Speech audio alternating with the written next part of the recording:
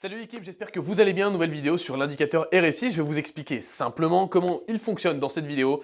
Mais avant de commencer, je vous invite à cliquer sur le lien en description. On vous a préparé 33 vidéos de formation gratuite au trading dans le pack Arias Starter. Donc voilà, c'est dans le lien en description. Vous cliquez en dessous, vous accédez aux 33 vidéos. C'est aussi simple que ça.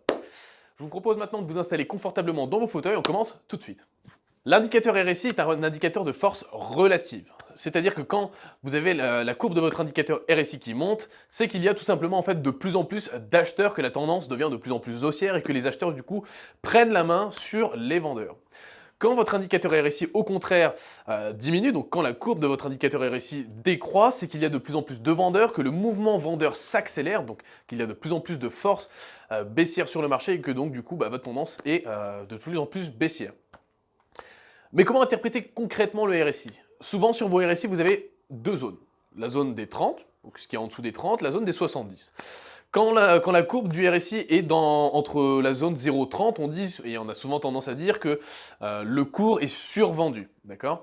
Et à l'inverse, quand le cours est au-dessus du niveau des 70 sur le RSI, on a tendance à dire que justement le cours et l'actif en question est suracheté, d'accord? Qu'il y a trop d'acheteurs, qu'il y a une euphorie entre guillemets au niveau des achats et des ventes. Et pour faire la médiane de tout ça, quand l'indicateur RSI se situe au niveau des 50, c'est que justement le marché est neutre. Il n'y a pas, je dirais, de préférence pour un achat ou une vente à avoir, c'est que le marché est totalement neutre. Les acheteurs et les vendeurs s'équilibrent et qu'on a un niveau justement d'évolution qui est totalement neutre sur le cours de l'actif en question.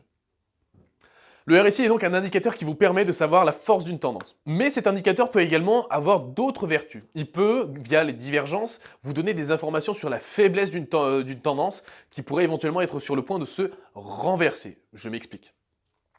Quand vous avez sur votre indicateur RSI, par exemple, dans le cas d'une tendance baissière, donc que les plus bas du cours sont de plus en plus bas, une divergence avec le RSI, c'est-à-dire que les plus bas du RSI sont de plus en plus hauts. Vous avez ce qu'on appelle là une divergence haussière, d'accord? C'est une divergence haussière qui vous indique en fait que la tendance baissière dans laquelle l'actif se trouvait est en train de se terminer, qu'il y a de plus en plus d'acheteurs et que donc du coup le cours est susceptible de se retourner.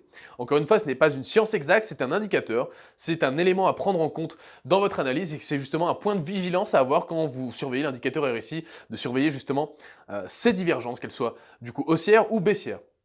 La réciproque est également valable. Dans le cas d'une tendance haussière, où les plus hauts sont de plus en plus hauts, et que votre RSI fait des plus hauts de plus en plus bas au niveau de sa courbe, vous avez ce qu'on appelle là typiquement une divergence baissière. La tendance haussière est donc en train de s'épuiser, il y a de moins en moins d'acheteurs, il y a de plus en plus de vendeurs, et donc du coup vous êtes éventuellement sur un point d'inflexion, un point de retournement de tendance, et vous devez donc l'intégrer dans votre analyse.